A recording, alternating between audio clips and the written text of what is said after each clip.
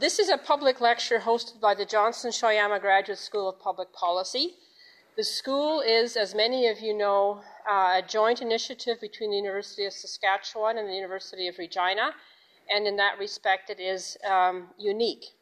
The graduate program is delivered on 2 campuses, sometimes with one of them as a remote center, thus allowing us to draw on resources from the 2 universities. While it is a relatively new school, I think we have sufficient evidence to declare that it has been a success, proving that you can in fact be in 2 places at one time. In fact, today we are going to be in 3 places at one time, as 2 audiences in Regina will join us, one from the University of Regina main campus, and I think you will shortly see them on one of our screens here, and the other from a College Drive location. And greetings to our Regina audience if they are currently seeing us. During the question and answer period, folks from here will come to the front to use that microphone, and we will intersperse those questions with questions from our Regina audiences. In addition to our core business of teaching and research in the area of public policy, we also hold at the School of Public Policy these public lectures. These are partly for the professional development of our faculty and for our graduate students, but also primarily for the public who may have an interest in public policy issues. Today, Bob Lucas of the Department of Economics at the University of Saskatchewan will inform us about sovereign default, thinking the unthinkable. A pretty grim and scary topic, perhaps appropriate for this blustery day. I really feel like we should have had some horror movie music to accompany him, but we don't. Apologies. It is my pleasure to introduce a colleague, Dr. Robert Lucas, a native of Saskatchewan who received his Bachelor of Arts degree here from our university, and then his Ph.D. from Brown University. He has held teaching positions at the Washington State University, at the University of California at Los Angeles. Dr. Lucas's research interests include monetary theory and macroeconomic theory. Journals where his work has appeared include the very top journals, the American Economic Review, the Review of Economics and Statistics, Canadian Journal of Economics, Oxford Economic Papers, the Manchester School, Canadian Public Policy, and the Journal of International Trade and Economic Development. In addition, Dr. Lucas has collaborated with Robert Barro of Harvard University in writing a macroeconomic theory textbook. Certainly very well qualified indeed to tell us today about sovereign default, and I will turn it over to you, Bob.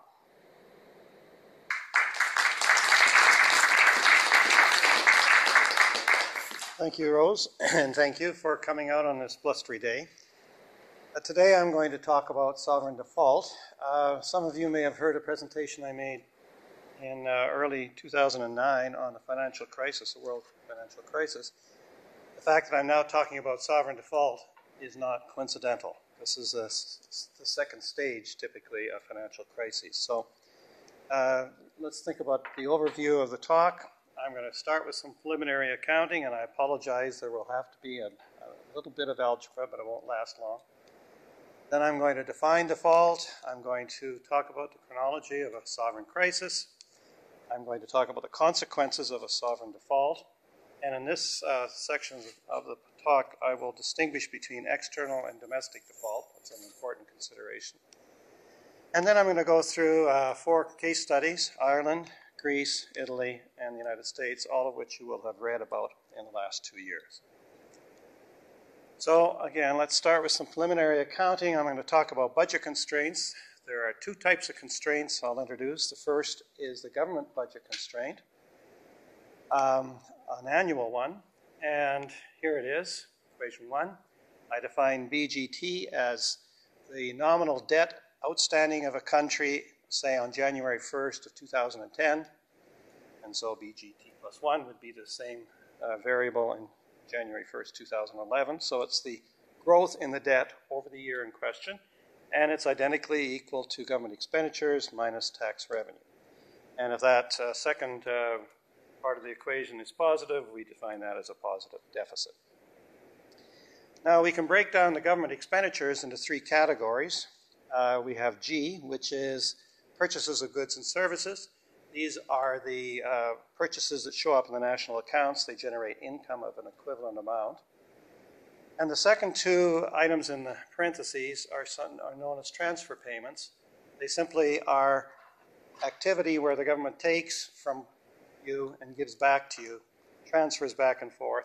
They do not generate income on an aggregate basis.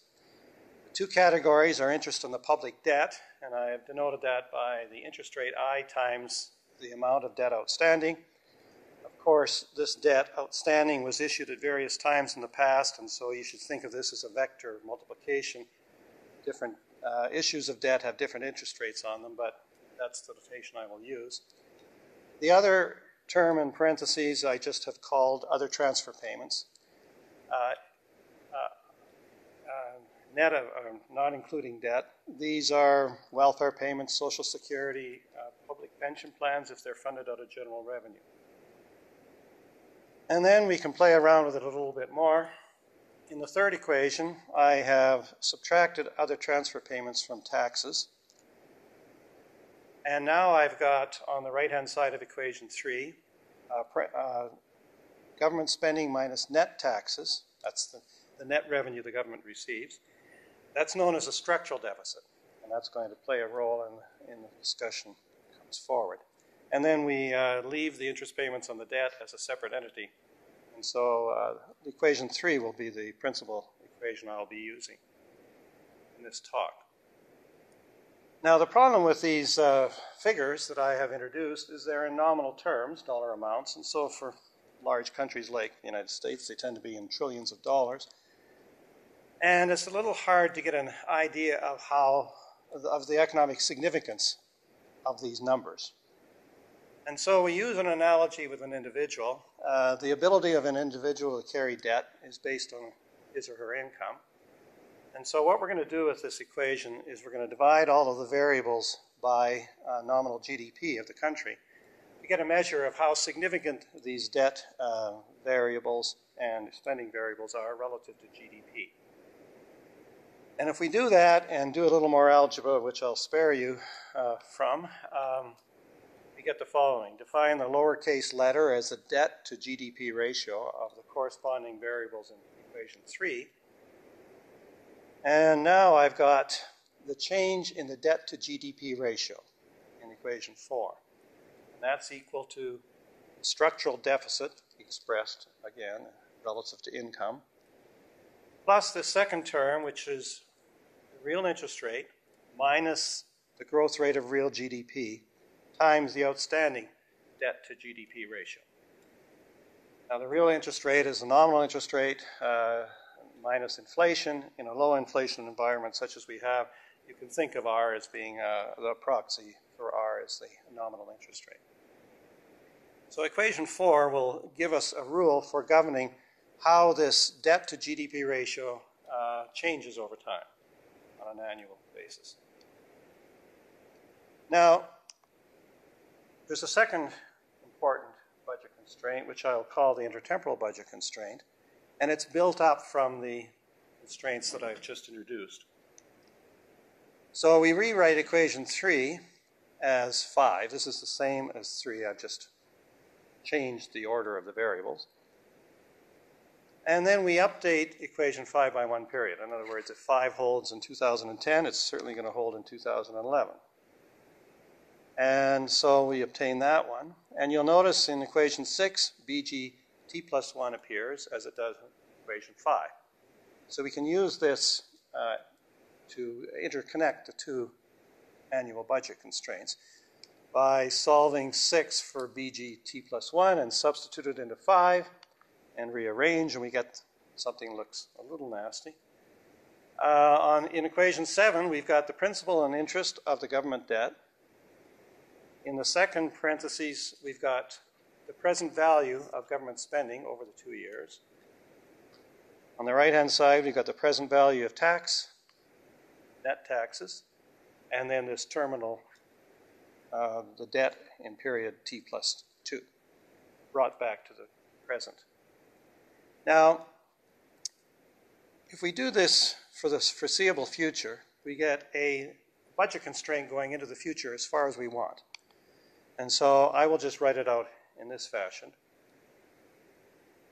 Principal and interest of the government debt outstanding plus the present value of government spending equals the present value of net taxes. And you'll notice there's not a terminal condition because I've invoked the non-Ponzi scheme condition.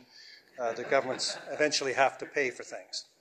So this is basically the equation I'm going to use to define default or bankruptcy. And here it is. Bankruptcy occurs when the holders of government debt conclude that the intertemporal budget constraint is violated.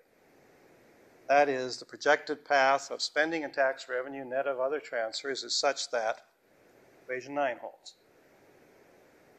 Now, there's a number of features of this definition. The first is that present value calculations involve forecasts into the future. There are expectations, and these expectations can change very quickly.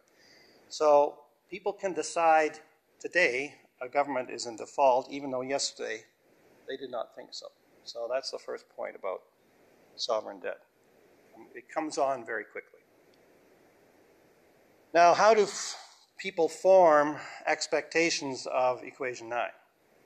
Well, two variables which they use are the debt to GDP ratio, B, and the change in the debt to GDP ratio, forming expectations of how likely 9 will occur.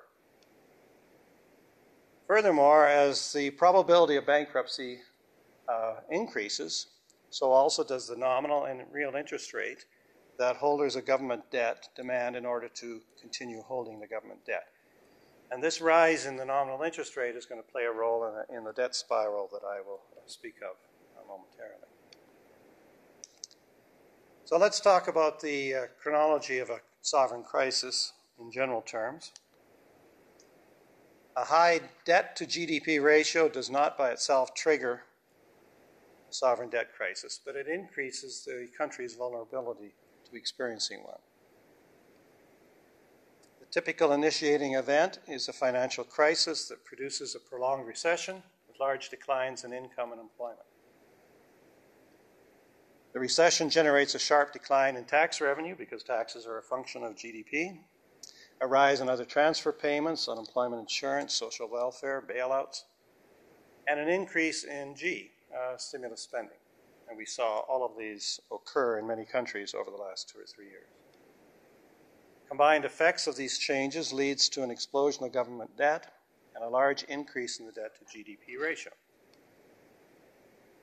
As the debt to GDP ratio rises, so also does the probability of default, and as a consequence, the interest rate on new and maturing debt increases, reinforcing the explosion in the debt to GDP ratio. So this is a standard sequence of events which we will see in all 3 of the 4 cases that I'm going to introduce. Now, what are the consequences of a default? And here it's really important to distinguish between 2 types of defaults. And the first one I will talk about is government debt held by domestic nationals. Now, there is no particular case where it's either one or the other. The other is where the government debt is held by foreign nationals. It's usually on a continuum, but think about it as one extreme or the other. So what happens if a government defaults on debt that is held domestically? The default impairs the domestic banking system, as banks have to write down their value of their assets. This write-down may lead to additional systemic crisis with the collapse in financial intermediation. All public and private pension plans and private saving plans experience sharp declines in value. Collapse in financial intermediation and wealth leads to a large decline in spending, resulting in further contractions in income and employment. And so, because of the severe consequences for the real economy, governments rarely default explicitly on domestic debt. What do they do to prevent it? Well, the first approach is fiscal structural reform. Lower G, cuts public sector employment and other transfer payments, and raise taxes by increasing tax rates. And a severe decrease in G and a sharp increase in T can bring about the the intertemporal budget back into balance, particularly if the new policies are maintained for a period of time. The problem is that the immediate impact of these policies is to exacerbate the recession as the growth rate of real GDP becomes more negative, because all of these structural reforms have a negative effect on the current environment. So looking at our law for governing the change in the debt to GDP ratio, as the recession develops, n turns negative, multiply a negative by a negative, that adds to the debt to GDP ratio. And so its direct impact is reinforced by the indirect effect on taxes. Taxes fall. And the probability of default rises along with R. So three of those variables are now automatically responding to lead to a growth in the debt to GDP ratio. And so this is the way a debt spiral can be initiated, notwithstanding the attempts to bring the intertemporal budget into balance.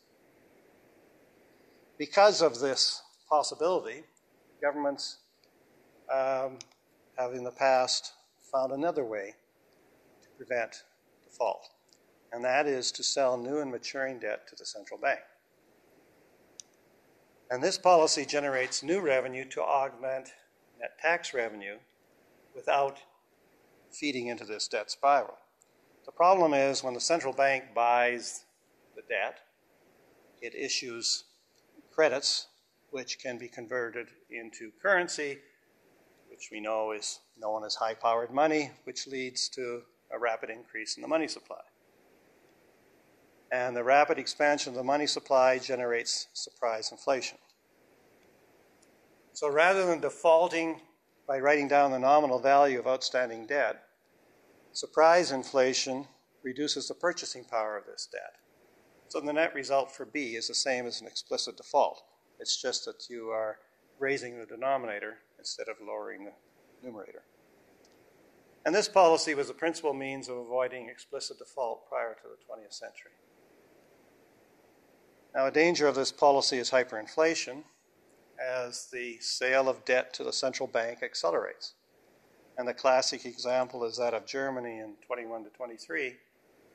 In 2 years, the price level rose by a factor of 2.22 times 10 to the 10, which is a big number, causing massive redistributions of wealth. And that's sort of a passive way of saying something very traumatic happened. That led to a complete breakdown in social order in Germany, and it gave rise to the environment wherein the brown shirts, which later morphed into the Nazis, were able to seize political control. So these are effects of some import. So now let's turn to an external default.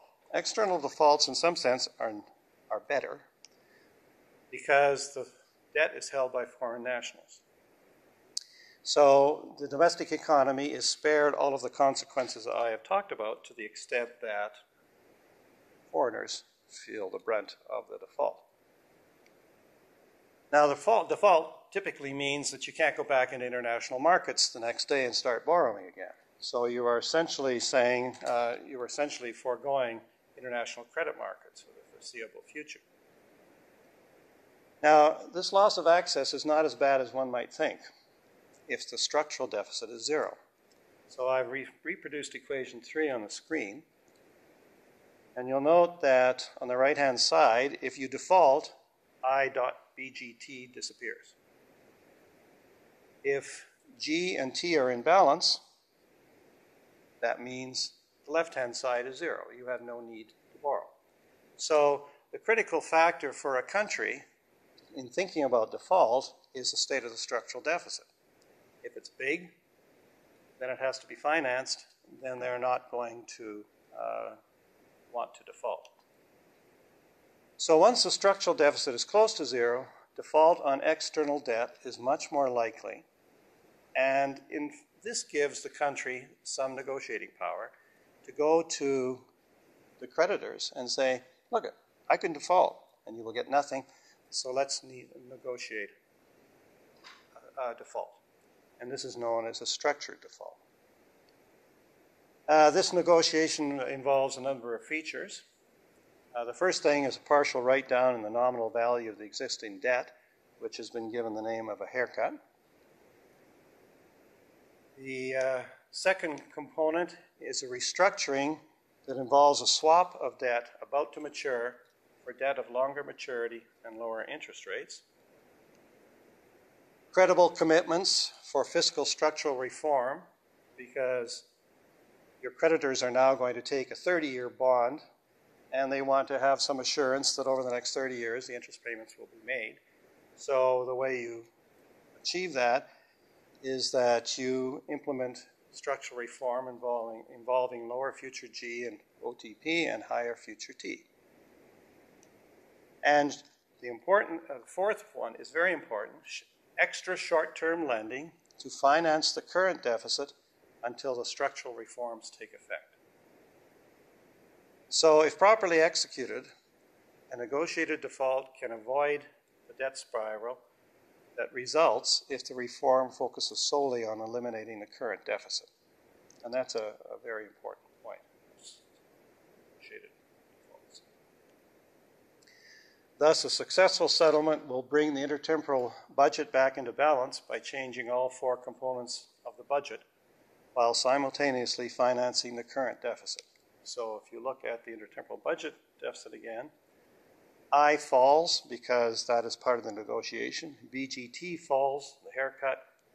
Present value of G falls, and the present value of T net rises. So all four of those components contribute to the resolution of the intertemporal budget. So let's talk about external default or restructuring over the last 200 years. This picture is taken from Reinhardt and Rogoff. This time is different, the definitive study of financial crises. They took a sample of about 65 countries, and for each year, those countries in the sample that were independent were either in default or restructuring or not. And on the vertical axis, we've got the percentage of countries in external default. And some of this goes to 50%. So we're not looking at something new here. This is the history of the world. Now, this makes it look worse than it is because many of the countries that are defaulting or restructuring are very small countries, and if you weighted these countries by their GDP, the figure wouldn't look so dramatic. But underneath the figure, I've listed some defaults of some countries in Europe. Let me put that down. Spain 13 times, France 8, Germany 8, Austria 7, Hungary 7, Portugal 6, Greece 5. So even large countries have experienced many defaults over the last 200 years. So now let's turn to the European sovereign debt crisis and a couple preliminary remarks. The debt crisis of the euro combines the features of both domestic and external debt crises. In a monetary union, domestic control over the currency is transferred to a central body, the ECB, the European Central Bank. Now, in the deliberations in the 90s that established the central bank, Germany insisted that the primary method of dealing with domestic default, which is the sale of debt to the central bank, is not allowed, no doubt due to their memories of what happened in 21 to 23. Therefore, the charter of the ECB does not allow it to purchase the sovereign debt of individual countries that run into difficulty. So as soon as you remove the principal way of dealing with defaults, you have to ensure that the defaults don't occur. So that the original treaty also required that countries could not join the monetary union until the deficit to GDP ratio was 3% or less, and the debt to GDP ratio was 60% or less. So this was the fail-safe, if you like, given that we've taken away selling debt to the central bank as a means of dealing with the crisis. This was going to eliminate the possibility of debt crises. The important point was that there was no provision for enforcing the compliance of member states once they got into the Union. And this has come back to haunt the EU, as we'll see. So the sovereign debt of individual countries, Ireland and Greece, was purchased by banks and pension plans throughout the Eurozone. So from the perspective of Euro creditors, think Germany and France, a default in the sovereign debt of Ireland or Greece generates consequences similar to a domestic default. From the perspective of Euro debtors, a default can either be viewed as an external default, Ireland and Greece, or a domestic default if the sovereign debt is held primarily by domestic agents, Italy and Spain. And this difference of perspective is important for understanding the dynamics of negotiations among the Euro countries over the appropriate resolution of the default crises of individual countries. So let's turn to some examples now. And I'll begin with Ireland because they experienced the first crisis. Of all the current sovereign debt crises, Ireland's is most directly tied to the housing bubble that preceded the world financial crisis of 2007-08. Between 1996 and 2006, the national index of housing prices rose 270%. 2006, more than 17% of the total non-farm workforce was in construction, a figure that rises to 20% if one includes jobs in the service sector related to construction.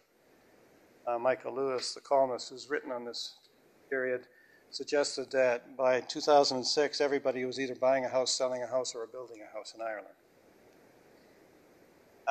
And the last important part of the puzzle was from 2000 on, the bank lending that fueled this bubble relied increasingly on short-term, 3-month debt sold externally in the interbank market.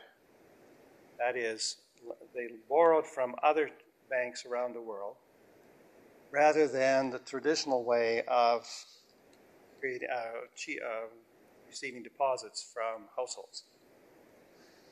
So the net external debt of Irish banks rose from 20% of GDP in 2003 to 70% in 2008.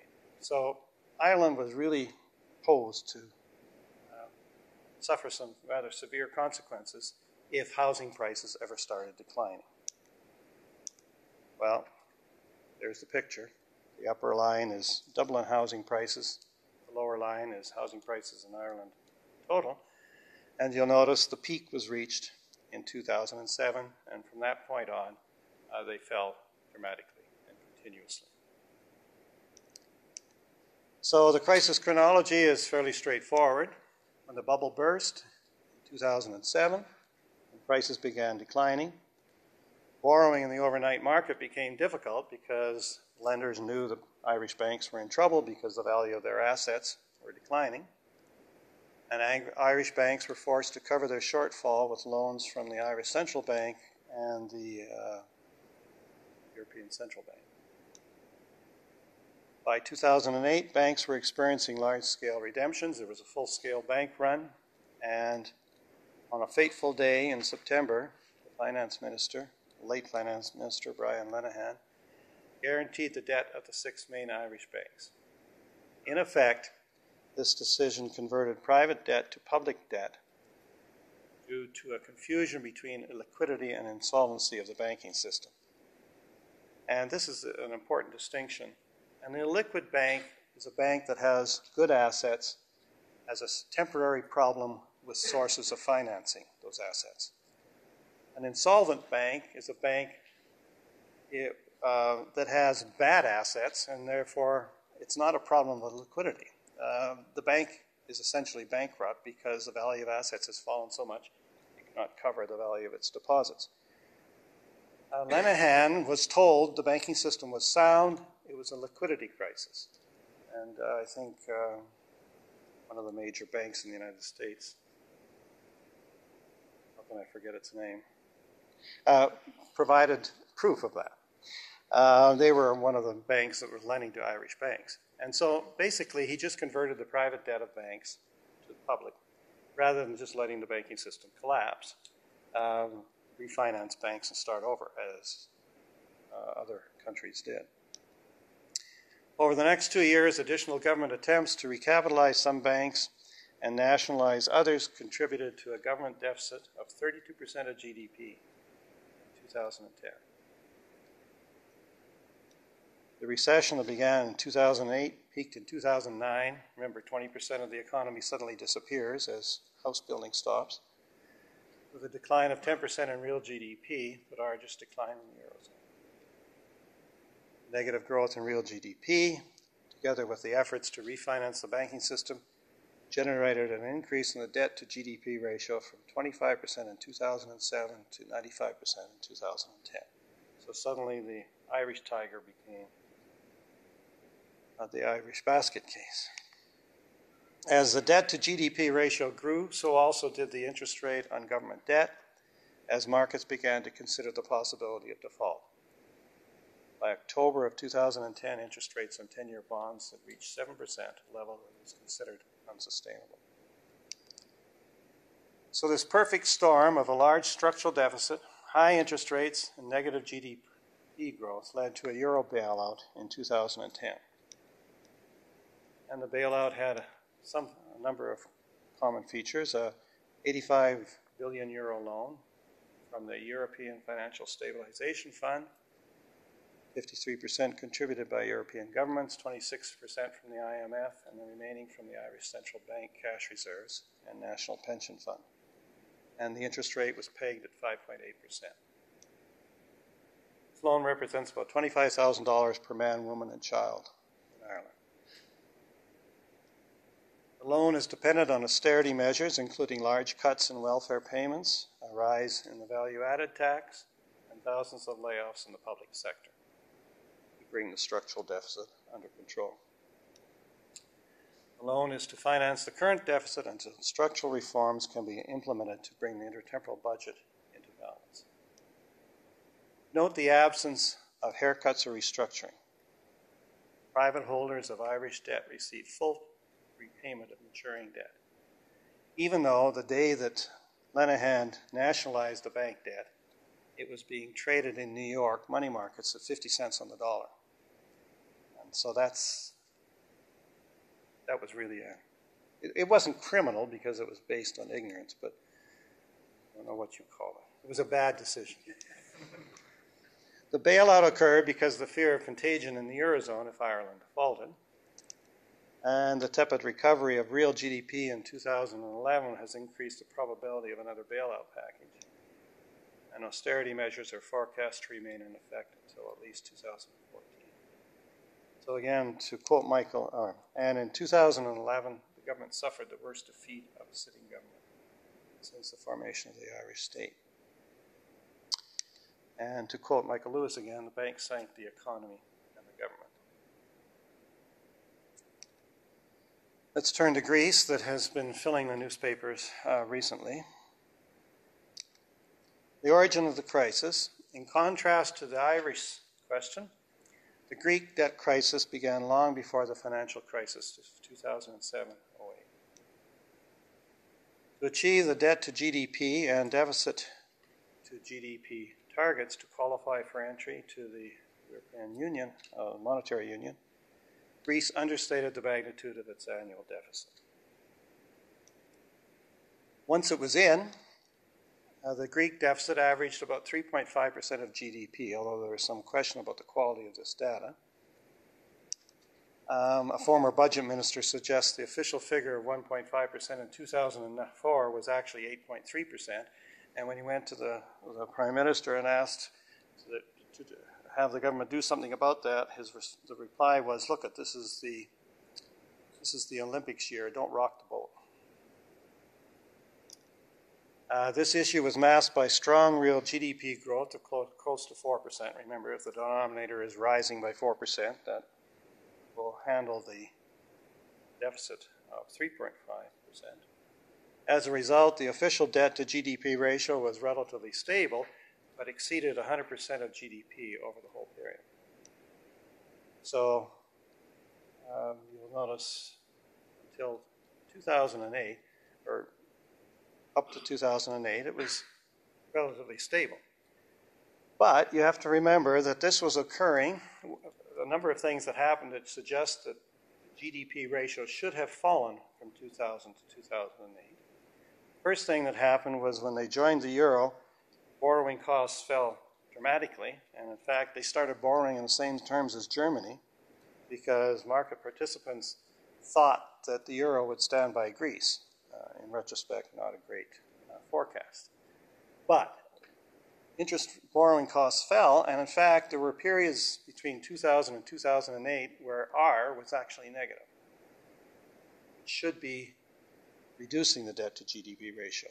N is positive, that should be reducing debt to GDP ratio. The fact that it didn't really change much from 2000 to 2008 suggests the structural deficit was growing and offsetting these positive influences.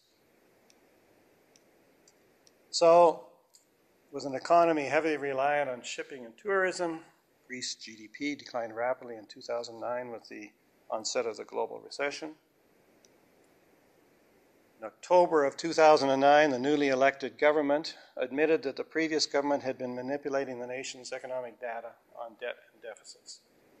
The deficit was revised upward from 3.6% to 12.8% of GDP, which has since been revised to 15.4%. The Greek government brought in a Michigan professor of economics to run the statistics division of the government, and he was recently quoted as saying, in any other country, statistics is a rather boring subject. In Greece, it's a blood sport. By May of 2010, Greece was unable to access world credit markets. It was given a loan of 110 billion from the European Financial Stabilization Fund, staggered over 2 years, with the idea that successive payments would be made only if structural reform of the government budget occurred. The cutbacks in G and OTR contributed to a decline in real GDP of 4.5% in 2010, with a corresponding collapse in taxation revenue. And so now we got into a debt spiral as the debt to GDP ratio rose to 127%. 2011, real GDP declined by 6%, the debt to GDP ratio rose to 143, and it was forecast to reach 160 by 2012. It quickly became apparent that Greece could no longer repay the principal and interest payments on its debt, and the only question was whether the default would be disorderly or structured. Since about 60% of Greek debt is held externally, some argued that Greece should simply default. Disorderly default was not feasible because the 2011 structural deficit was about 9% of GDP. So, in order to pay the police and the fire and teachers, Greece needed to borrow to finance its operations. This is a picture of who holds the Greek debt. Of that 58% that's held externally, the foreign troika, known as the EU, IMF, and ECB, owns 11%, foreign banks 16%, and foreign other 31%. So this 58% held within the Eurozone was the reason why the Eurozone wanted to bail out Greece. They eventually want some return on those funds. In 2011, in October, on the verge of an unstructured Greek default, Merkel and Sarkozy engineered a structural default. And as I've talked about it before, it had all the features.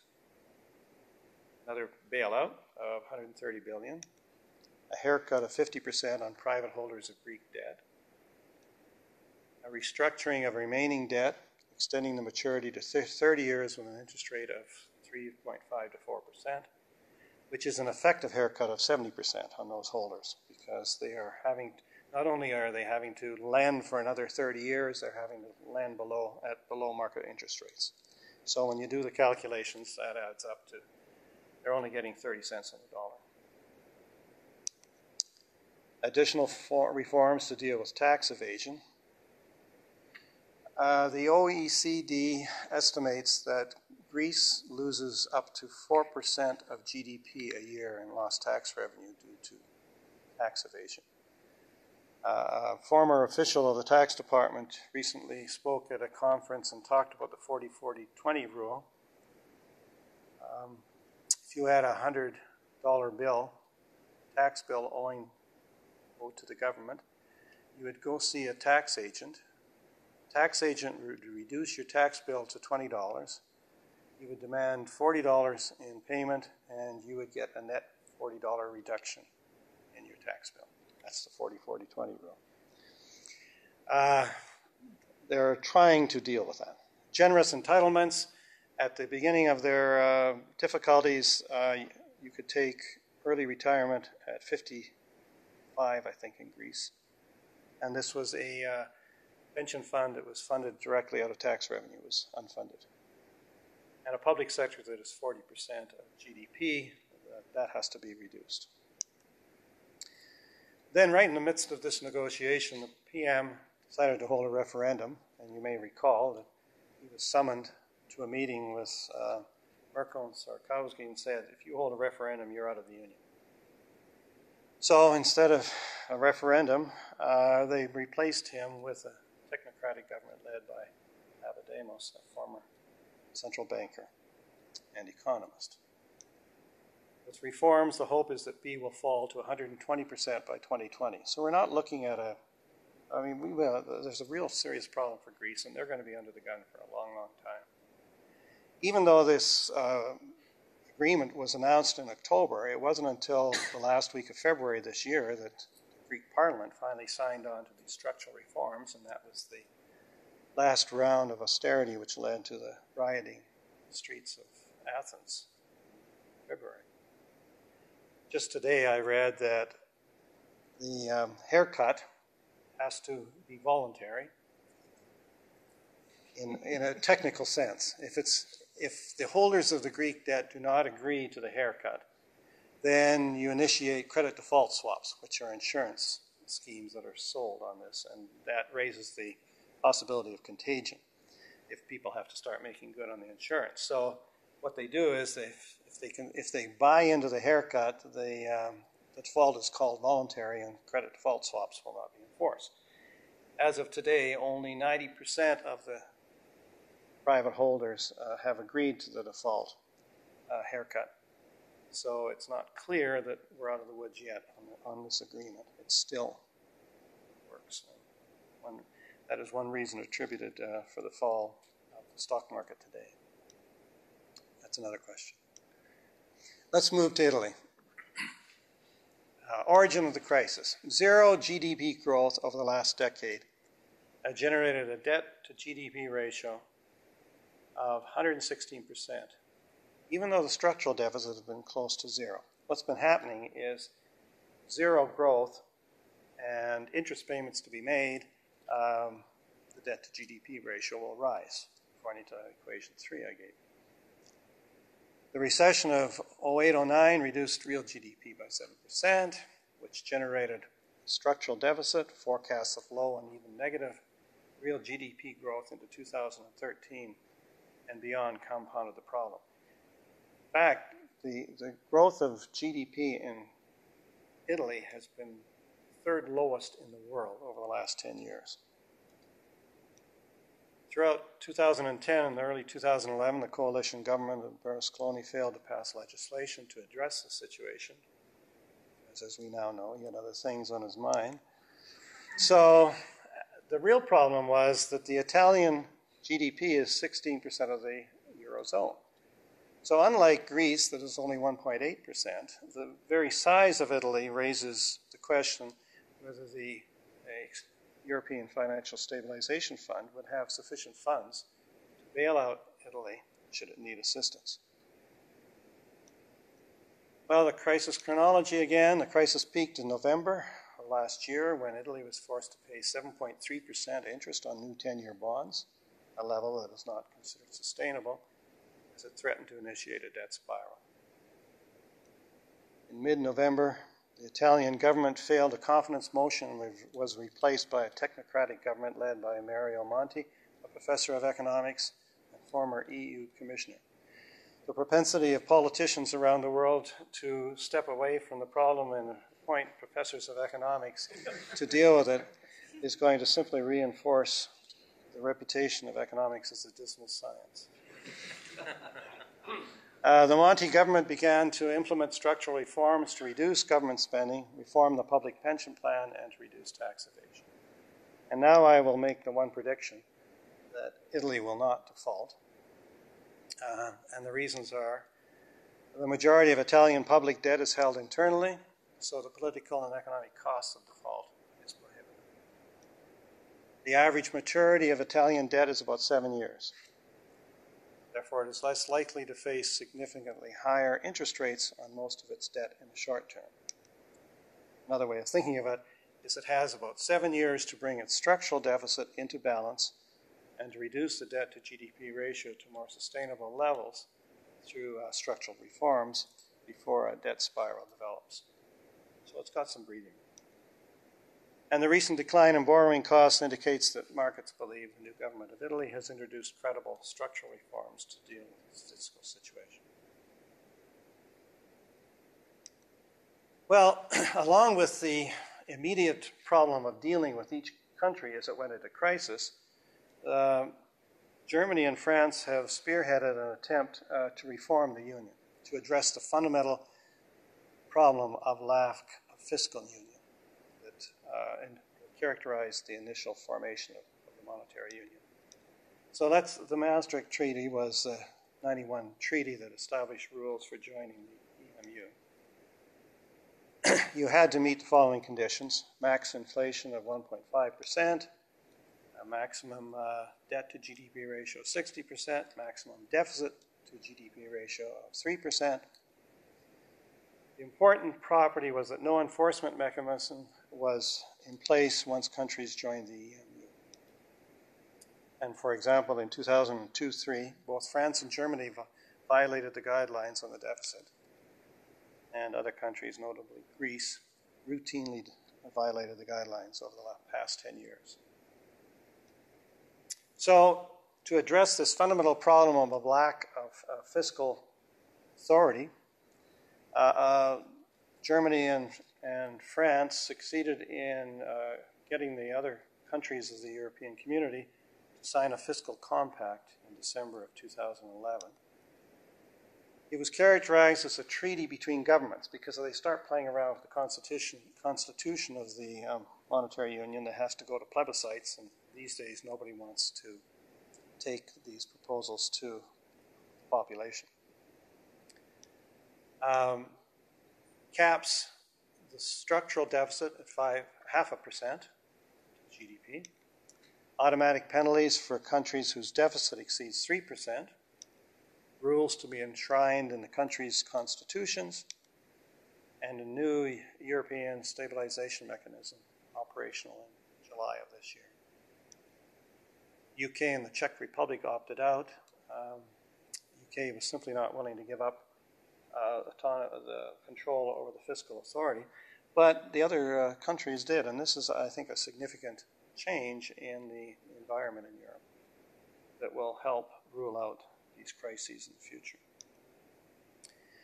Once the fiscal reform was in place, the European Central Bank then said, okay, now we're going to step in and help. Now, they can't help directly by buying government debt. What they did was they announced a program of 3-year loans at very low interest rates, around 1%, to commercial banks. Well, the idea is, as they lend to the commercial banks will then have the liquidity to buy the government debt. And so they're going to help address the issue in that fashion. It was wildly successful. Close to €500 million was taken up in February. Another 500 billion was borrowed in December. Another 530 billion was borrowed in late February. Most of this right now is sitting on deposit at the ECB because the banks have just taken a 1% loan and put it back in the ECB where they can get more than 1% interest. It's a no-brainer. But some of it has leaked out into the general economy as well. And some of these funds have been used to purchase sovereign European debt. So once the ECB initiated this program, the fear of another liquidity crisis in Europe diminished quite dramatically, along with interest rates on most Euro sovereign debt. So it appears that they seem to have policies in place to get us out of the current crisis. I want to spend the remaining time to talk about the USA, and I'll begin with the artificial crisis, which was the debt ceiling crisis of August 2011. And it will become clear why I think it's artificial. It's not a default crisis as defined as a violation of the intertemporal budget constraint. It comes about because Congress establishes a maximum level of debt. And once the current debt level starts getting close to the limit, Congress has to pass another law increasing the debt limit. And if they do not do that, the government cannot legally borrow. So let's think about the annual budget constraint again. When BGT rises to its limit, the failure to raise the debt ceiling results in the following constraint: 0, no borrowing, no new borrowing. Well, let's look at the budget deficit.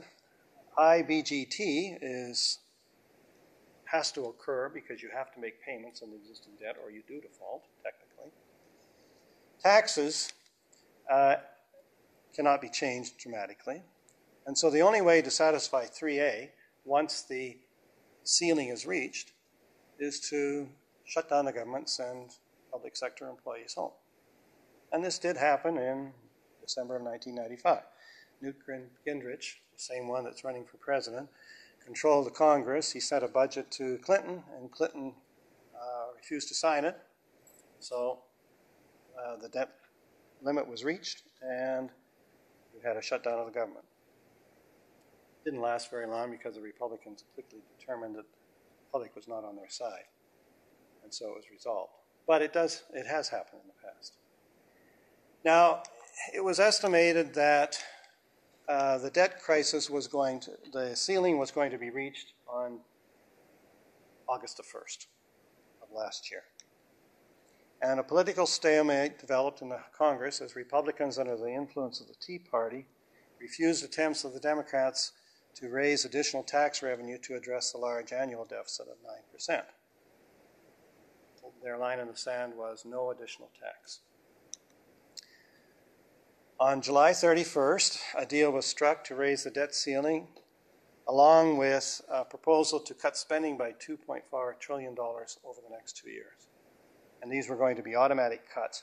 Everybody put in their own safety valve. The Democrats ensured that national defense would fall by $500 billion automatically, thinking that the Republicans would never let that happen. But it was, if nothing happens, these things are going to occur over the next 2 years automatically.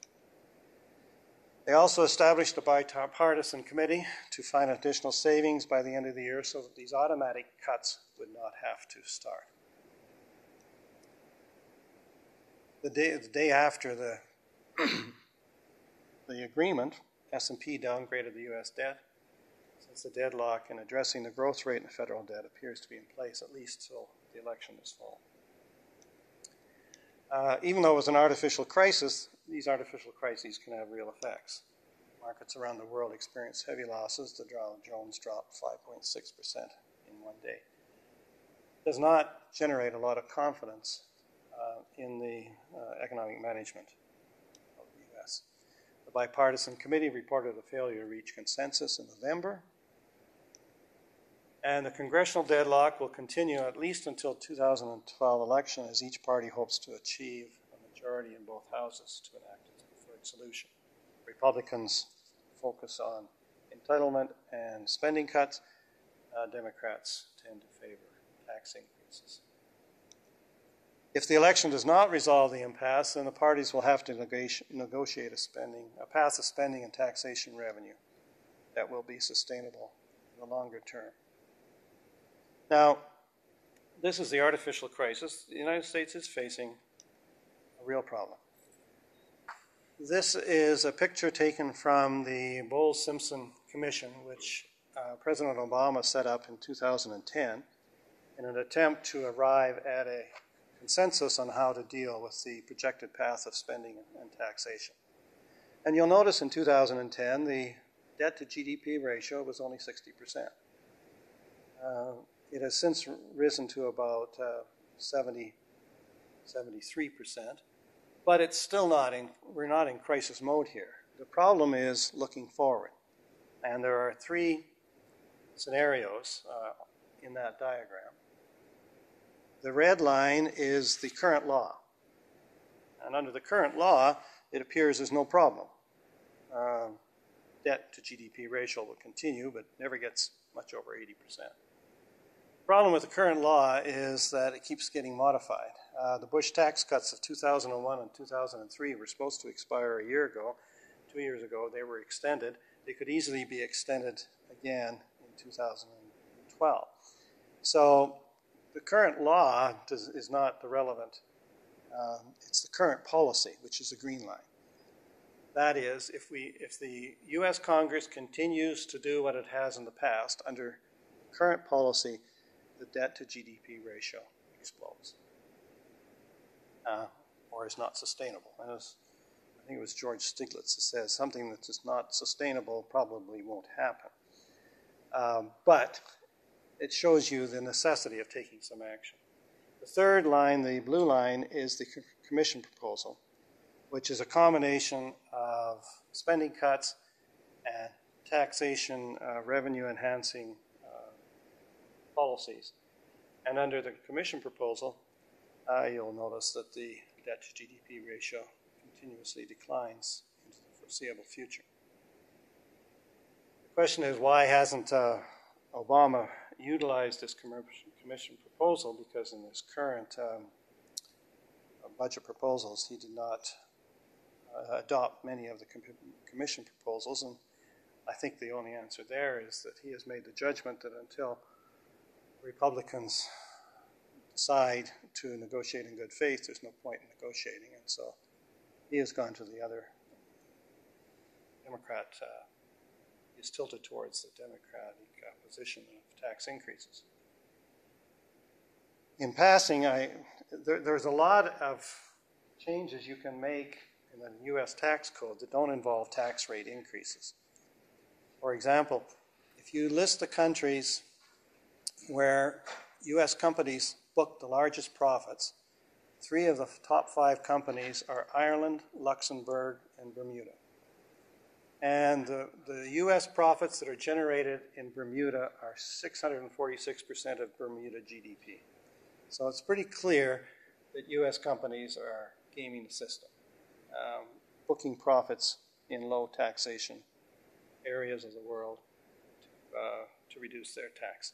It's legal, but all you have to do is change the law, and this would stop.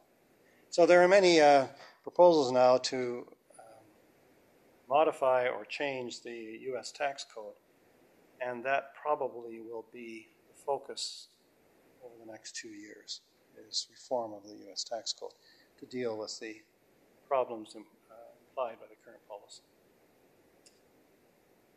So that's it for my prepared remarks. A couple of books I would point you to if you're interested in pursuing this a little further.